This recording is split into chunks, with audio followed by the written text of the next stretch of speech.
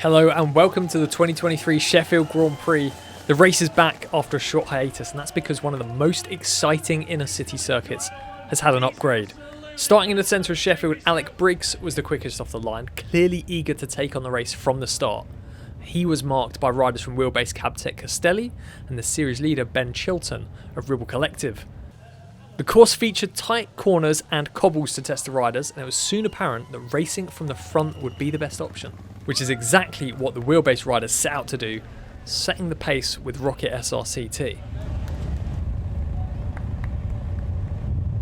The fast start took its toll from the back of the bunch, but it was Jake Scott who took the race by the scruff of the neck and forced an attack clear on just the third lap.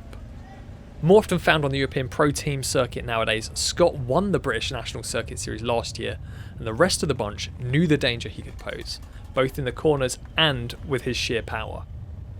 He was quickly marked by James Hartley, representing the home team Cycling Sheffield, Harry Birchall of St Piran, and Ben Chilton.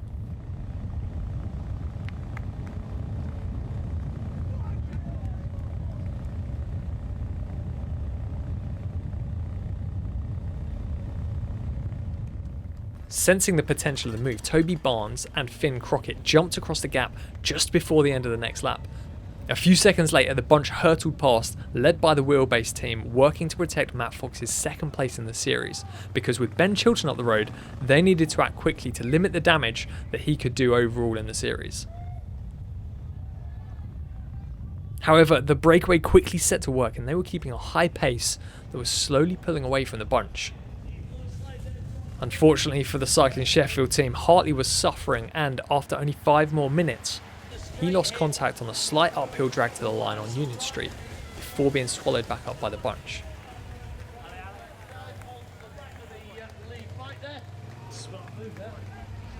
And the gap grew as the chasing bunch was reduced to a select group of only 20 riders. Matt Fox and Alec Briggs led the charge behind, but they couldn't match the cohesion of the leading 5 riders.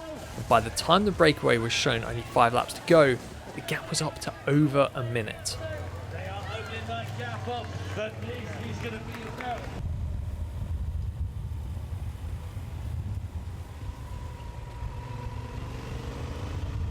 The front group slowed in the final laps, and each rider expecting the others to attack. St Piran had the numerical advantage, and Harry Birchall planted himself on the front where he could keep a high pace for his teammate and help dissuade any attacks. That meant that the stalemate remained in place until the finishing straight, where Birchall put in a stellar stint on the front and Finn Crockett powered out at the final corner and held his lead all the way to the line, beating Birchall and Chilton by a bike length.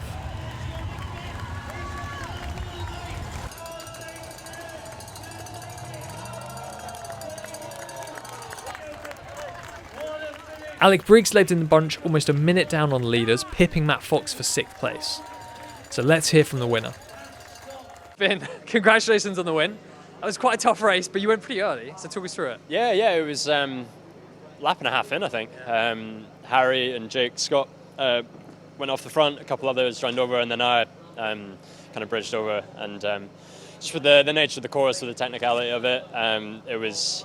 Yeah, you had to race at the front, and once we kind of got that gap, that 5 seconds, it just grows and grows. So it was a hard race. There was no let up until kind of about five minutes to go, and the games kind of were played. But I was pretty confident with it. Well, if it came down to a sprint, which it did, and having 2 there with Harry, we were kind of able to play that card. So yeah, to get the win. Obviously, it's been a pretty unsettling year for myself. So. To join St Piran, and after the weekend you saw at Lancaster absolutely flying. A lot of boys are going really well at the moment, and to kind of be in with that and get that win for them is awesome. So really, really happy.